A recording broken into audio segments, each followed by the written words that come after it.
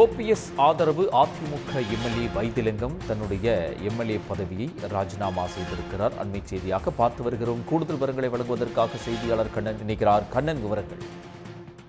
நிச்சயமாக ஓபிஎஸ் ஆதரவு சட்டமன்ற உறுப்பினர் வைத்திலிங்கம் தனது சட்டமன்ற உறுப்பினர் பதவியை தற்போது ராஜினாமா செய்துள்ளார்.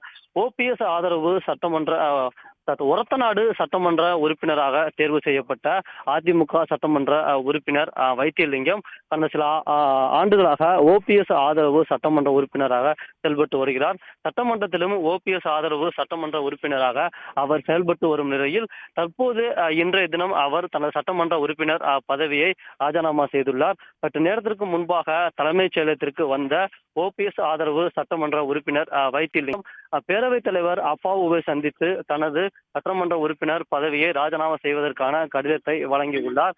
இதனைத் தொடர்ந்து இன்னும் சற்று நேரத்தில், அதாவது சுமார் காலை 11 மணி அளவில் அவர் தமிழ்நாடு முதலமைச்சரும் திமுக தலைவருமாகிய முதலமைச்சர் மு.க. ஸ்டாலினை சந்தித்து திமுகவில் இணைய உள்ளார். அதன்படி பார்த்தோம் என்றால் திமுகவில் இணைவதற்கு முன்பாக தற்போது சென்னை தலைமைச் செயலகத்தில் பேரவைத் தலைவர் அப்பாவுவை சந்தித்து தனது பதவியை ராஜினாமா செய்வதற்கான ராஜினாமா கடிதத்தை வழங்கியுள்ளார். சரியாக 9 மணிக்கு சென்னை தலைமைச் செயலகத்திற்கு வந்த அவர் பேரவை தலைவர் நுழைவாயில் வழியாக பேரவைத் தலைவர் அறைக்கு சென்றார். அறைக்கு சென்று தற்போது அந்த ராஜினாமா கடிதத்தை பேரவைத் தலைவரிடம் ஓபிஎஸ் ஆதரவு சட்டமன்ற உறுப்பினர் வைத்திலிங்கம் வழங்கியுள்ளார்.